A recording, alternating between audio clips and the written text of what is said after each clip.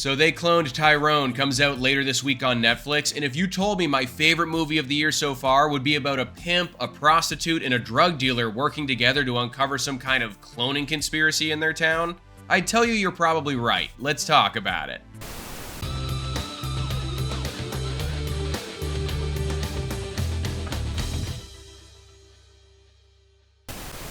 What's up, guys? I'm Sully, and today I am super pumped because we finally get to talk about this wild movie coming to Netflix, They Cloned Tyrone. All you need to know about this one is that the story goes like this. A series of eerie events thrusts an unlikely trio onto the trail of a nefarious government conspiracy lurking directly beneath their neighborhood. So I'm kind of stunned right now because on paper, this is one of those movies that really shouldn't work. It's trying to cover so much ground and blend so many different genres together. Like, if anyone asked me what genre this movie was, I'd be telling them it's like a comedy, sci-fi, horror, mystery, thriller, blaxploitation film.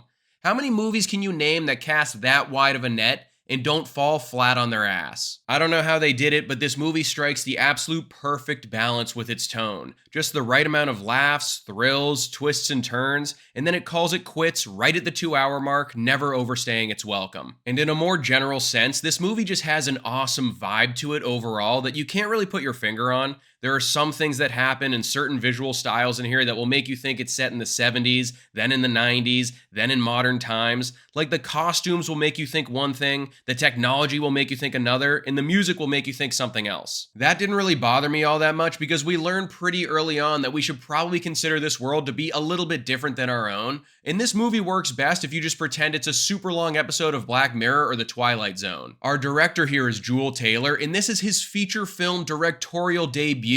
Before this, he was the screenwriter on Creed 2 and Space Jam: A New Legacy, but I won't be holding that last one against him anymore after delivering up this absolute gem of a movie. Watching this film, though, it's super hard to believe this guy hasn't done this before. He has such a clear vision and style that matches established directors that are well beyond his years, and I feel like seeing a directorial debut this refined and confident almost doesn't happen and really demands your attention. Especially in the movie landscape today where everything is a goddamn sequel or a reboot or a copy of a copy, this is the type of movie you need to be spending your time with. It's original, it's fresh, and it has a lot to say. If you can't already tell, I was super impressed by this movie, and if Juel Taylor goes on to put out some films of a similar quality to this one, we're gonna look back on this movie as one of the best directorial debuts in recent years.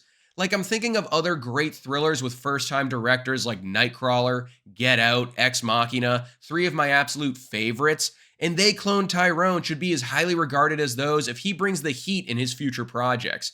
I don't know what he has planned next, but I'm going to be there day one just to see what he's got cooking. When it comes to the performances here, they are lights out across the board. The chemistry between the three leads is honestly insane, and that's no easy task in a movie like this where they're balancing comedy, drama, sci-fi, and mystery.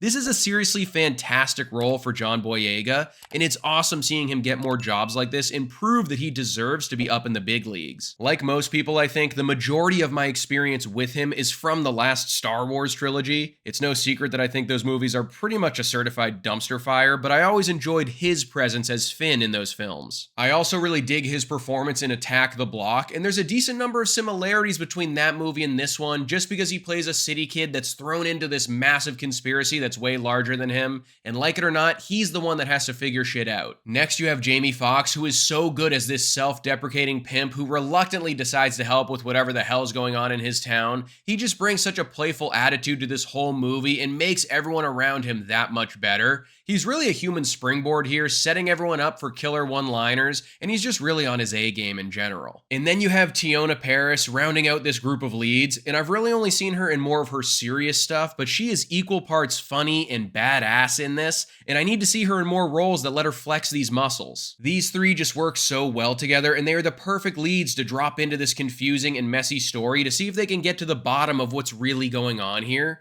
Also, their names are Fontaine, Slick Charles, and Yo-Yo. If that's not enough to get you on board, I don't know what will. I'm begging you not to watch a trailer for this one before you check it out. I went in completely blind, and it was definitely the best decision I could have made. Obviously, I knew who was in it and kind of had an idea of what I was getting myself into just based off the title already, but this one throws so many good surprises at you. It balances like 10 different genres expertly, and it's just peak entertainment from start to finish. that watching a trailer and really nailing down what goes on in this movie can only diminish that experience.